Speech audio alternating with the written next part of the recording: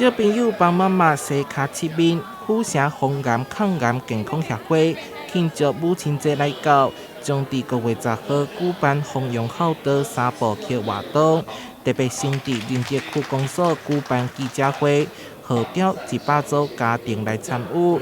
这回更邀请新住民家庭来示范洗脚、烘茶以及抓铃。爸仔母啊，拢用双脚双手来打拼这个家庭啊。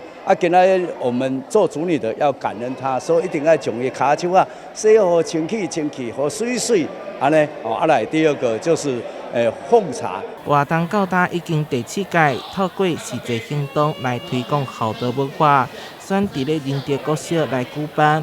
那区公所将全力支持，议员桂凤仪嘛相当肯定。协会他们很用心，除了有一些活动以外，那主要展现台湾人对母亲的尊敬，跟母亲的重视母亲的母爱的展现。